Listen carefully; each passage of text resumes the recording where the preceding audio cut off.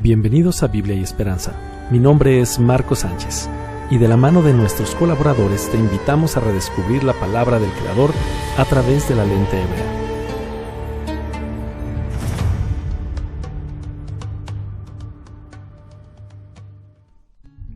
Hola y bienvenidos a un nuevo episodio del podcast de Biblia y Esperanza.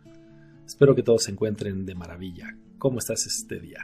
Perfectamente bien. Bendito el Padre porque nos da esta oportunidad, este tiempo de estudiar su palabra, de oír de su instrucción para nuestras vidas. Amén. Y el día de hoy traemos un episodio que lo hemos titulado Una gota, un océano de revelación. Y esto tiene que ver, por supuesto, no es cualquier gota. Se acerca la festividad de Pesaj y en otro de nuestros episodios también hicimos alguna pequeña mención. Hoy nos vamos a centrar un poco más en un aspecto importante de esta festividad. Y este aspecto es justamente la sangre. Exacto, es la sangre. Pero, por supuesto, no cualquier sangre. Y eso lo vamos a ir entendiendo a lo largo de este periodo de tiempo. Así que les invitamos a que nos acompañen en esta bonita travesía, en donde veremos conceptos en hebreo, misterios que están ahí ocultos, y esperemos que en conjunto con nosotros se vayan maravillando de las cosas tan impresionantes que nuestro Creador nos tiene reservadas ahí. Así que, si nosotros comprendemos el concepto como tal, sangre, es decir, una gota, ¿qué puede haber en una gota de sangre? Bueno, pues empecemos analizando desde el idioma del Creador, el hebreo. Así es, y entonces tenemos a la palabra dam. En español es como una D-A-M, pero en el hebreo tenemos la Dalet y la Men final o la Men Sofif. Y hace alusión a la sangre, pero a la sangre derramada por causa de muerte, al jugo de uva. Y en un sentido figurado en plural se refiere al derramamiento de sangre como gotas. O sea que en el hebreo la palabra sangre son solo 2 letras. Así es. Ok. Pero es más que una conexión con un fluido biológico. Es algo mucho más profundo y el término abarca desde la vida misma hasta el jugo de uva que simboliza el pacto. El pacto del Mesías, por supuesto. Es. Interesante. Así que esto se vuelve algo que va trascendiendo los eventos del tiempo, porque si estamos hablando de la sangre como el concepto de Pesaj y luego estamos hablando de la sangre como el jugo de uva y también esa sangre en el tiempo del Mesías, entonces quiere decir que todo está interconectado. Pero esto no empieza ahí, no empezó ahí. Esto empezó en el jardín del Edén, en el Gan Edén, cuando Adán y Java tuvieron que ser cubiertos con pieles y el Eterno realiza el primer sacrificio y es derramada sangre. De modo que en ese momento avanzamos unos miles de años más adelante y luego llegamos a esta festividad en donde en los dinteles y en el dintel y en los postes de las puertas se le pide a nuestra nación pintar o cubrir la puerta con gotas de sangre del cordero, y eso causa que sean protegidos, que sea protegido Israel de la muerte. Pero ahora vamos adelante, cuando ya salimos de Egipto, y entonces tenemos a Moshe rociando gotas de sangre sobre el pueblo, sobre ese rebaño del Eterno.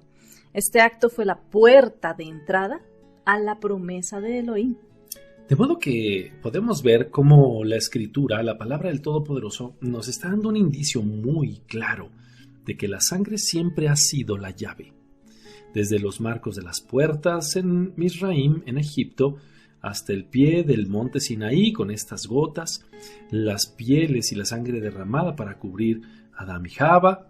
Todo esto ha ido marcando y fue marcando el camino hacia la presencia del Todopoderoso.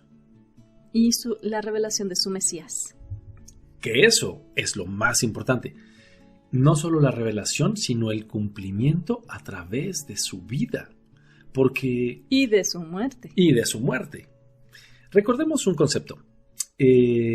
Todo aquel que se diga seguidor del Mesías tiene que entender el por qué la sangre de él, la sangre de Yeshua, ha pagado por sus pecados. la Escritura establece que no puede haber redención de pecados si no hay rociamiento de sangre. Un rociamiento o un derramamiento de sangre. Es correcto.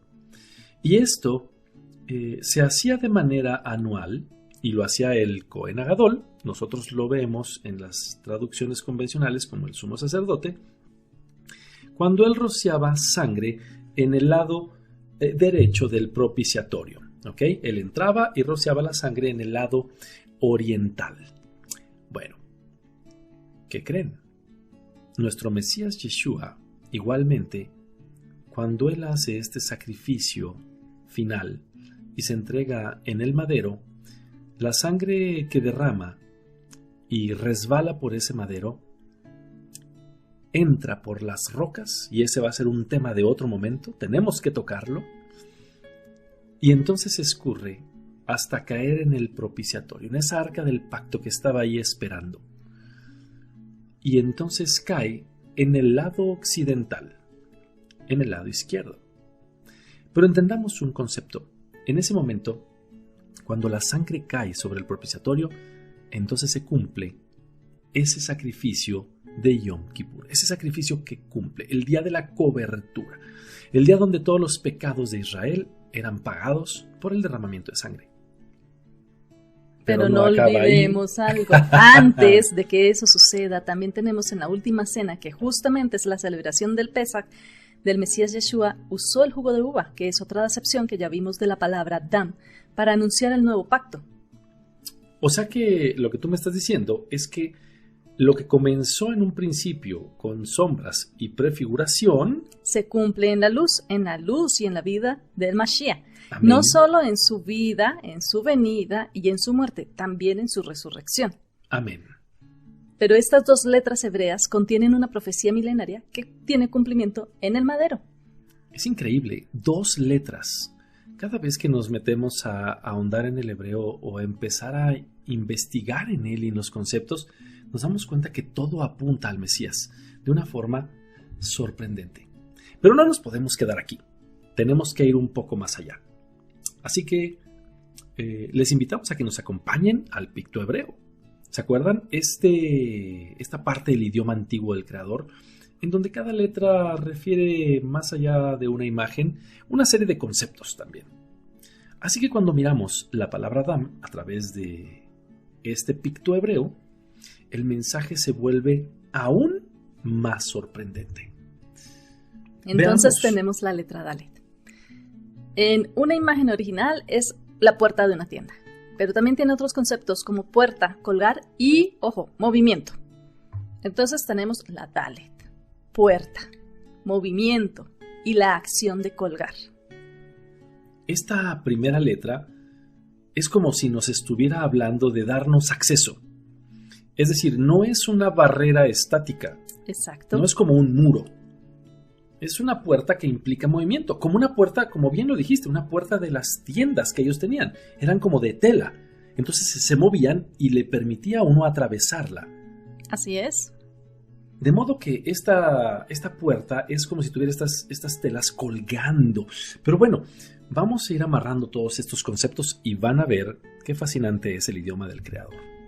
Entonces tenemos la Men Sofif. Y esta imagen original es agua o líquido. Pero en los conceptos también está sangre, agua, abundancia, algo poderoso, vida y nuevamente movimiento. Así que la segunda letra fluye. Representa la vida misma, el agua y la sangre. Y al igual que la Dalet, esta letra también implica movimiento. O sea que las dos refieren movimiento y eso tiene que tener una razón específica de ser. Pues veamos cuál es esa razón. Entonces tenemos a Yeshua, que es la única puerta, que es la representa la Dalet, pero también tenemos a su poder que nos mueve a una vida abundante. ¿Por qué? Claro, porque esto fue logrado al ser colgado y derramar su sangre y agua. Recordemos que cuando le atraviesa la lanza en el costado, de él salen sangre y agua que fluyen. O sea que la Dalet y la Mem, que forman la palabra sangre, la cual representa el origen del pacto y el cumplimiento de la salvación, ya en sí misma la palabra refería el concepto y el alcance. Así es. Es impresionante. No hay duda alguna que esta palabra apuntaba a la obra del Mashiach. En lo absoluto. Y justamente, ¿cuál es la obra del Mesías? Lo dice Hebreos, cuando nos dice, cuánto más la sangre del Mesías, el cual mediante el Rúa del Eterno se ofreció a sí mismo, sin mancha, a Elohim, limpiará nuestras conciencias de obras muertas para que sirvamos al Elohim vivo. Amén. Y vamos a darles un pedacito, una gema escondida que les va a sorprender. ¿Ustedes sabían cuántas veces aparece la palabra Dam en el Tanaj? Es decir, nada es casualidad en el idioma del Creador. En las distintas conjugaciones de la palabra Dam aparece 360 veces exactamente. Y somos cuidadosos al decir cosas de este estilo. Las hemos cotejado y las hemos verificado. Pero la pregunta entonces surge, si nada es casualidad, ¿por qué 360? Porque está haciendo referencia al sacrificio antiguo, que era un recordatorio anual. Yom Kippur, como ya vimos, se hacía una vez al año. Así que entonces tenemos que ahondar un poco para entender cómo es que el número de apariciones de esta palabra pues se alinea perfectamente con el ciclo de tiempo establecido por el Creador. Vamos a ir entendiendo el concepto. El tiempo en la escritura siempre ha sido un ciclo. Siempre es un ciclo, nunca es algo estático. Eso ya lo hemos aprendido. Y entendiendo la idea de que hay una estructura de 12 meses y que cada mes tiene 30 días, aquí puede surgir inmediatamente una pregunta. ¿Cómo decimos que tiene 30 días? Tenemos un par de evidencias. La primera se encuentra en Bereshit, en Génesis.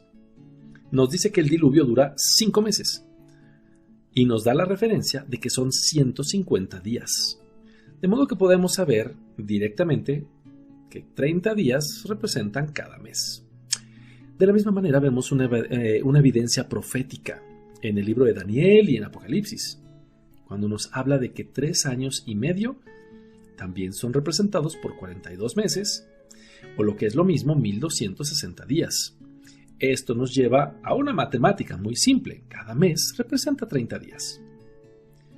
De modo que, a diferencia de los calendarios modernos, la Biblia nos muestra un ciclo perfecto de 360 días en los relatos proféticos y el diluvio. Así que, si esto lo tenemos claro, entonces podemos entender que este sacrificio de sangre que se hacía una vez al año tenía una cobertura diaria. Era como un respaldo. Así es. Cubría por esos 360 apariciones, 360 días. Esas 360 apariciones de la palabra Dam. Ajá. Es sorprendente. El Creador dejó el indicio exacto, una mención de sangre, de Dam, por cada día del año profético. Esto nos enseña que la cobertura y el perdón eran necesarios día tras día, completando el ciclo anual perfectamente. Y hoy no cambia. Hoy tenemos que hacer conciencia y espero que tengamos por costumbre cada vez que hacemos una oración en la noche pedir perdón por nuestros pecados. De hecho, en el Padre Nuestro de continuo, como el Mashiach nos enseñó, pedimos que se nos sean perdonados nuestros pecados y los pecados de aquellos que nos ofendieron. De continuo, porque si pedimos el pan nuestro de cada día, creo que el Padre Nuestro deberíamos orarlo todos los días. Y es allí donde se nos pide que también hagamos una conciencia de que hemos pecado, que cubramos con ese sacrificio que fue hecho en el madero por el Mesías nuestras faltas. Amén. Entonces podemos ir cerrando este bonito mensaje, entendiendo que este concepto que existía antiguamente tenía una limitación, pues era un ciclo que tenía que hacer una persona y además era de manera anual. Es decir, este perdón que existía para nuestra nación de Israel tenía una caducidad. Cada año tenía que ser renovado. Así que esta estructura matemática que acabamos de ver ahorita nos revela una verdad importantísima. La salvación antigua, que se entienda la forma en la que nos expresamos, implicaba una protección de año con año. Era un ciclo en donde el Cohen Agadol, el sumo sacerdote, debía entrar repetidamente con sangre ajena porque ese efecto no era eterno. No así con nuestro Mesías, porque no es como que nuestro Creador haya utilizado un plan B. No es como que dijo, ay, ya pecaron, ahora pues vamos a tener que hacer esto, ¿cierto? No, por supuesto que no. Este diseño está desde la eternidad. Cuando nos dice en 1 de Pedro 1, 18 al 20 y Efesios 1, 7 al 10, los cuales los invitamos a que ustedes los revisen, ahí nos está hablando perfectamente de que esto fue preparado desde antes de la fundación del universo, ¿verdad? Del mundo, ya que en unión con Él, por medio del derramamiento de su sangre, somos libres. Somos libres del pecado. Como en ese Pesaj. No solamente no muere nadie por causa del ángel de la muerte, sino que además esa misma noche salimos a libertad, salimos de la esclavitud de Egipto. Así que, nuevamente, ese derramamiento de la sangre en el Mesías, en el madero, implica que para nosotros hay libertad.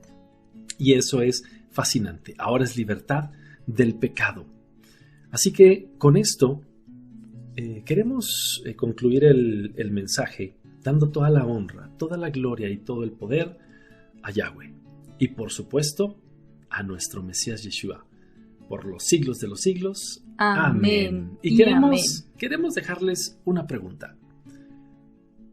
¿Habías tú pensado en que esta sangre tenía tanta relevancia y tanta conexión, en tanta perfección, a la manera en la que la explicamos hoy? Y si no, nuevamente te invitamos a ahondar en el idioma y los principios originales del Creador y su Escritura. Y nos despedimos de la manera habitual, como lo acostumbramos a hacer. Shalom, shalom.